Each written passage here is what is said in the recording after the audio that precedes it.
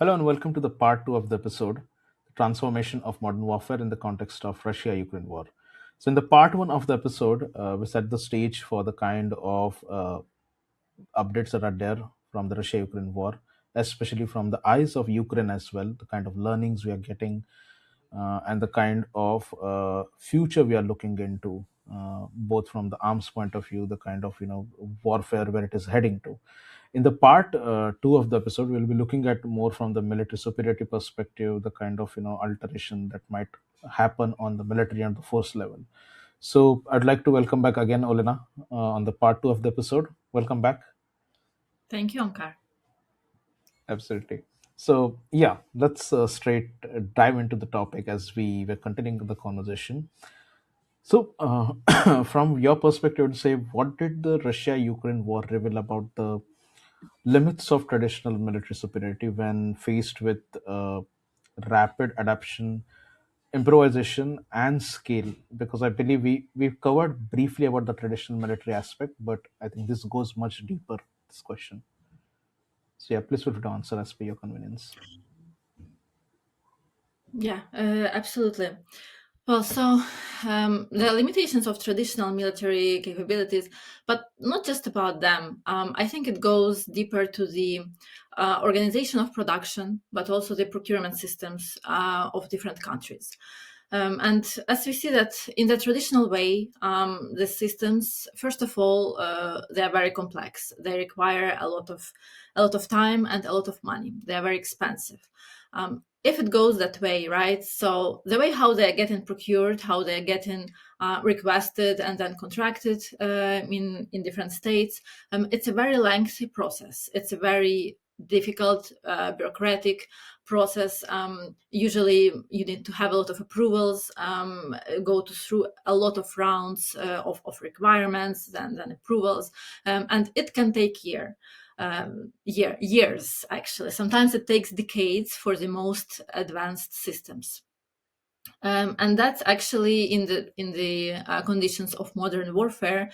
That's a very big disadvantage because everything is being developed and iterated so fast on the battlefield that there is no time for several years, 2, 3, 5 years of for producing a new system or adapting it to some battlefield needs. You need to do it quickly, and that's how that's a secret, I think, of Ukraine's success, because Ukraine has a very huge defense ecosystem, which consists mostly of startups, very small production sites. They are getting bigger, they are rising, they are getting stronger, but still they are small enough to integrate that battlefield experience much faster. When you go to the traditional concerns, traditional primes or giants in the defense world, they are big, very large teams. Everything is organized very well, but it's again a very long process, and you need to go through a lot of stages to get something done. And in a case when you need a result on a battlefield, you need a product right now, that can be their weakness, because for them it takes so long to change and to adapt to the realities. And that's something that Ukraine is also teaching the world, one of its lessons, that first of all, you need to have a very decentralized system of production, for example, because obviously if the production of some particular capability is concentrated in one city or in another city, in some location, it will be very easily targeted by the enemy. But then also the decentralization of requirements. It's not just one list of requirements that military sends to the manufacturers. No, every military unit has their own requirements. We will talk more about that later. But that's one of the lessons that Ukraine is teaching the world, that you need to really focus on the need of end users. And traditional the traditional procurement system or production system is not able to take into consideration that feedback fast enough, and then iterate. Sometimes, I listen to different podcasts as well, with Ukrainian manufacturers or with Ukrainian military officers, and they say that we receive a very advanced kind of very hyped equipment from the West. It can be armored vehicle, it can be tank, and everything is working perfectly according to their words. But in reality, on battlefield conditions, when you just start, you turn on some electronic warfare to test them against electronic warfare, right? To jam them a little bit. Then you just throw a couple of mines also to test them additionally, and they are not able to even to pass those challenges. So testing on the polygon is one thing, but using these systems on a battlefield is a totally different thing. And that's what Ukraine is also offering. So actually, just a little advertisement for Ukraine. If there are companies that are listening to this podcast and they want to test their equipment in Ukraine, it's also possible, because Ukraine launched the Test in Ukraine program. You can get in touch with Brave One government platform, and they will help to organize that. So different manufacturers are sending their equipment to get tested in Ukraine and to get a real feedback from the military. But generally speaking, that's all these little things that are very important for the battlefield success is something that Western militaries and Western systems are lacking, because they have very big players. They are probably less focusing on startups and on small enterprises, and they are also sometimes very reluctant to integrate innovation on their traditional capabilities. We know that, for example, fighter jet, a very complex system, right? It's very hard to integrate some new technology on that. It needs to pass through a lot of levels of approval, through a lot of engineers. It can interfere with something else.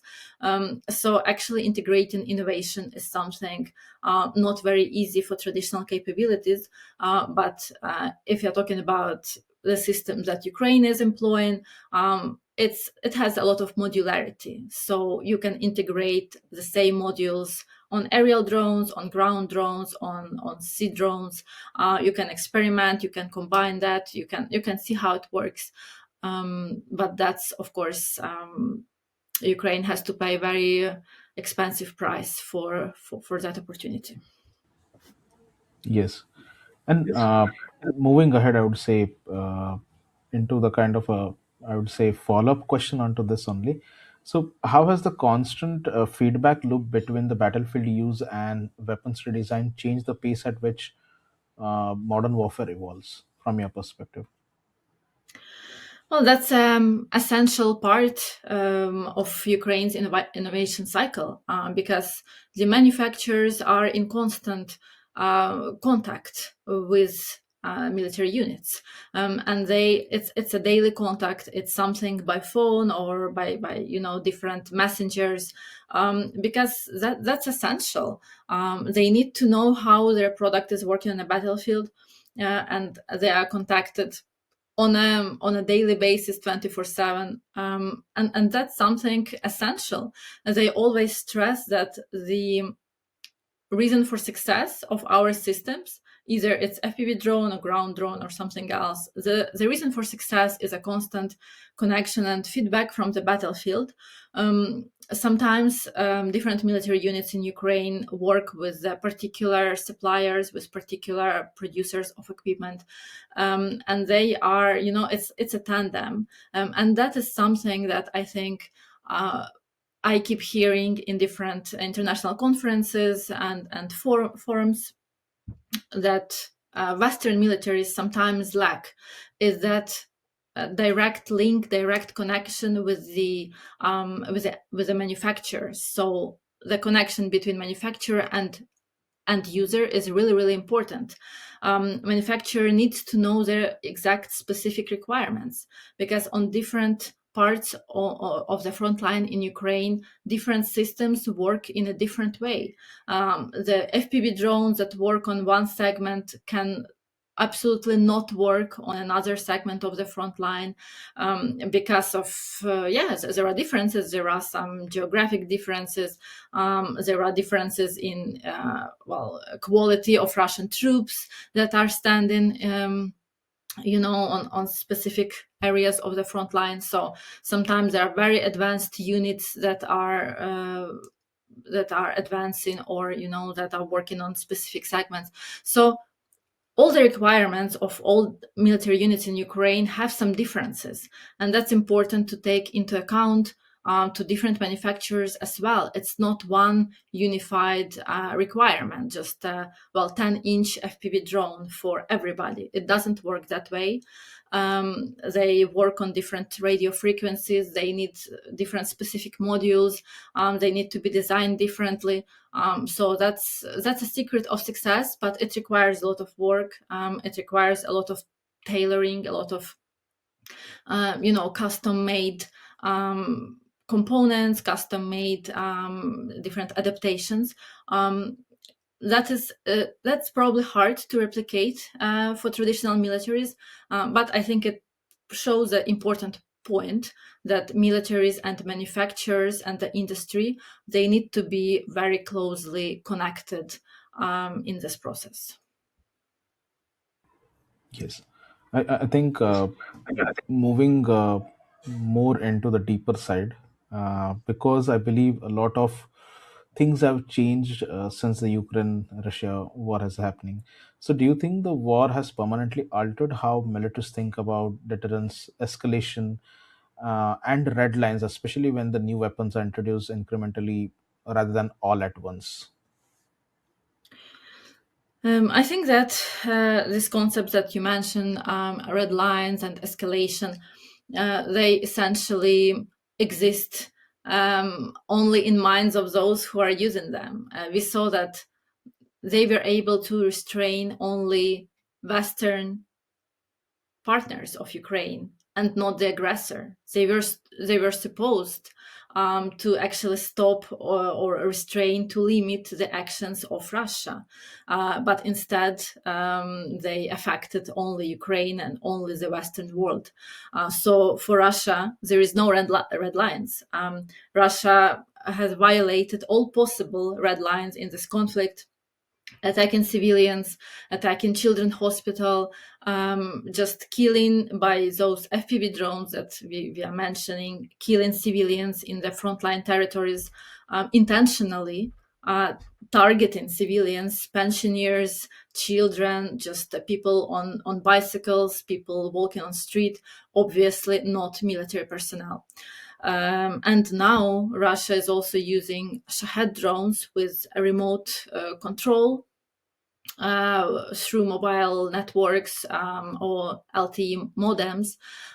So basically, it allows Russian operators of Shaheds to see their targets, and sometimes they target civilian trains and other civilian infrastructure, something that we saw just a couple of days ago. Red lines do not exist for the aggressor, right? But red lines exist for Ukraine and Ukraine supporters.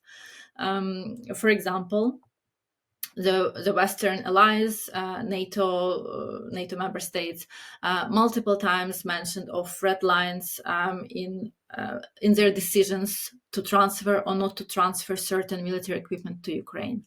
We are talking about ATACMS, HIMARS, tanks, all possible weapon systems, F-16 even. It was the decision to transfer these systems were significantly delayed because of the considerations of red lines and the possible escalation. Russia multiple times warned Europe that it will retaliate if Ukraine will receive this or that weapons system or military equipment. And unfortunately, it actually worked, and it worked against Ukraine. So I think the realities of war, where one side is really following the rules of warfare, but the other side is not following those rules at all, committing war crimes, crimes against humanity.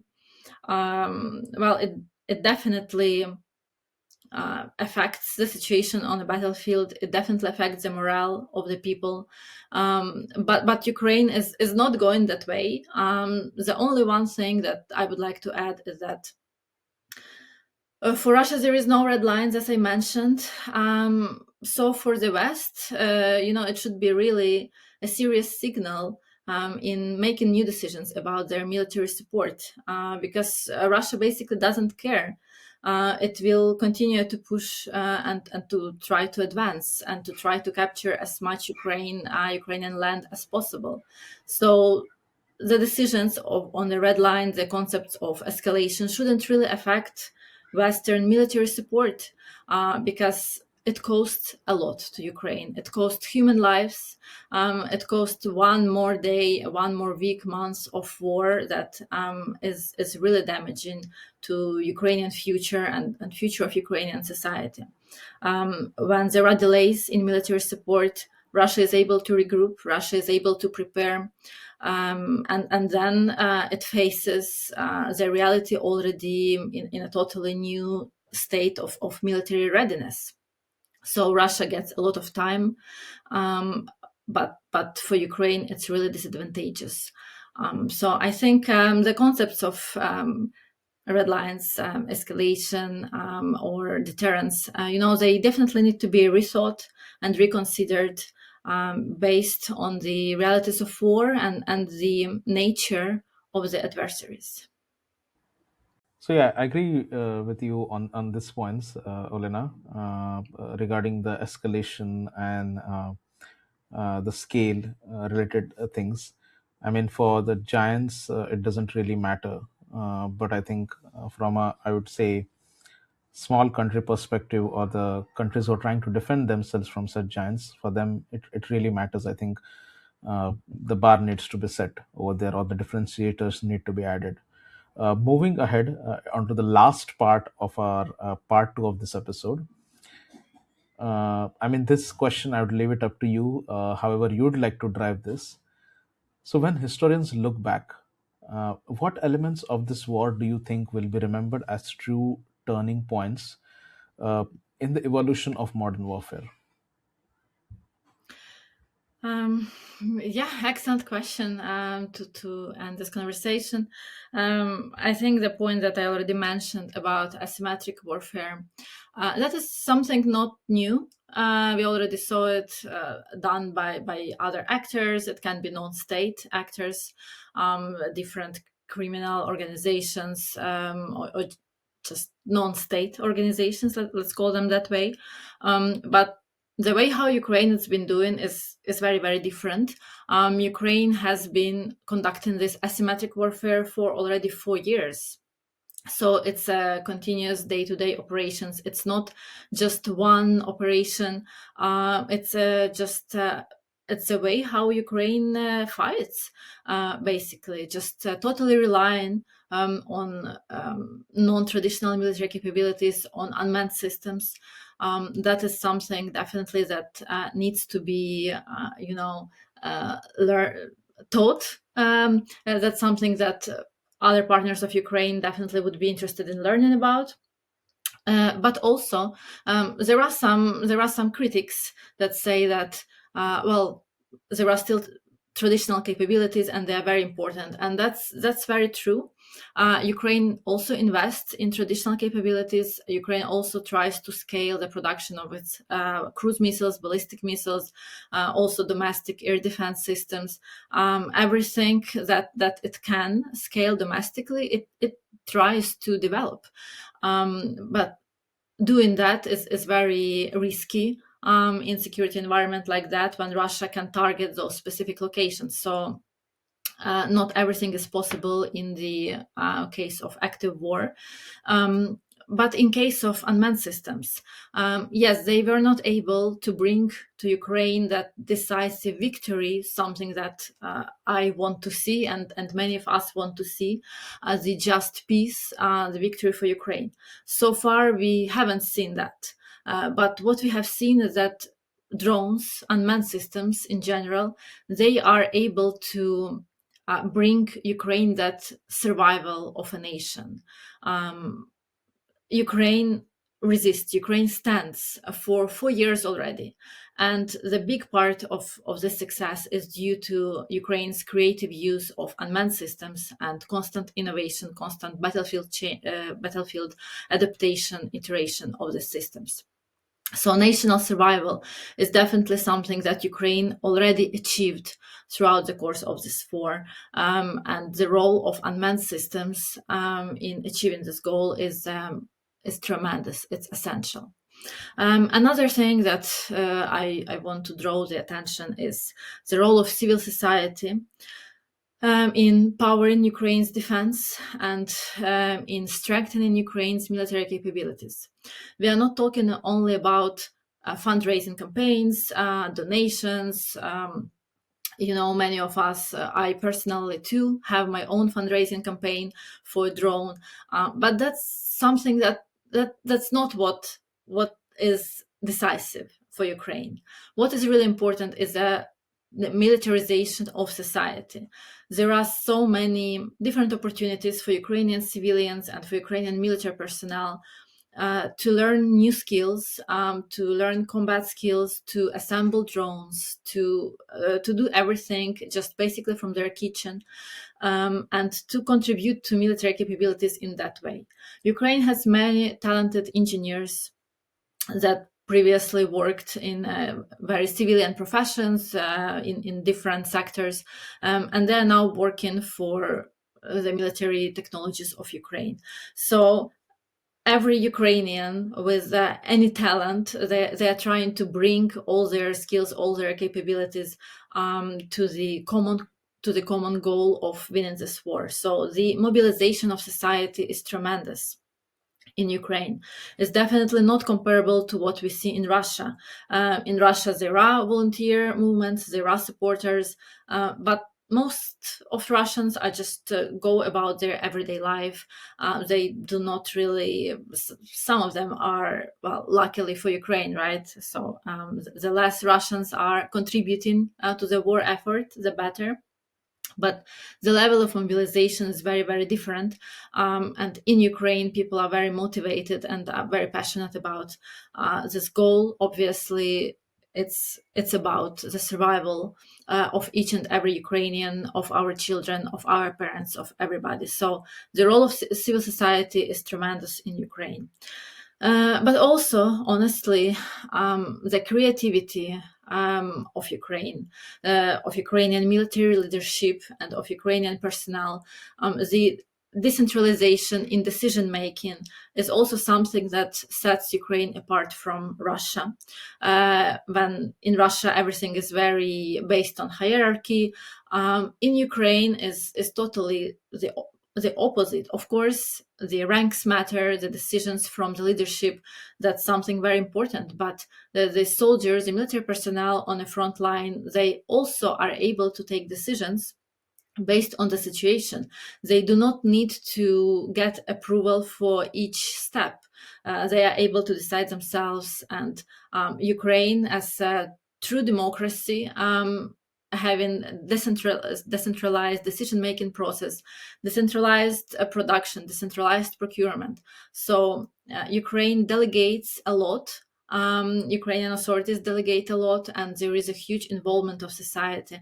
So that's what we see, at the level of Ukrainian innovation and creativity, how Ukrainian military leadership, but also day-to-day in day-to-day operations, Ukrainian military personnel is able to achieve, to innovate, to find creative solutions, because they understand that it's about their future, it's about their survival. I think those are the main lessons that historians and everybody who is looking at this war need to take into account. I hope for a very productive 2026 for Ukraine, and I'm sure we will see new operations, and we will be surprised again, because a lot of things are being conducted in Ukraine right now, and we will see the results later. Absolutely. And I hope experts like you come up with such great analysis and keep on evolving with it, because I think for people like us, company like us as well, and there are several research scholars, private companies, government agencies who need to have the grounded perspective. And I think Olena, experts like you are very much key to contributing to such analysis, because no one really knows the kind of lessons that, or the kind of ground situation that is happening, which I think your newsletter provides. And I'd like to mention this to the audience, that reiterating this again from the part one of the episode, I'll be adding the link to the newsletter of Olena, and whatever she publishes over there, you can track it by subscribing to her newsletter. So thank you very much, Olena, again for such an interesting conversation. Always great to have you back on the podcast. And yeah, multi-domain warfare is something that I would like to discuss with you on a very, I would say, 2 or 3 episodes lump sum we need to record on it, because it's a huge topic. I mean, you can't cover one domain literally on one podcast. That's why it's multi-domain, right? So would be great to have you again on the podcast as things evolve, and best wishes for you on the New Year's, as well as the best wishes for Ukraine and your colleagues and families who are basically staying there and defending the country 24/7. Thank you very Thank you much. so much. Thank you, Omkar, for opportunity to be on your podcast again. And Happy New Year to all our listeners. Hoping for the best for Ukraine and the world in 2026. Absolutely. Thank you. Thank you.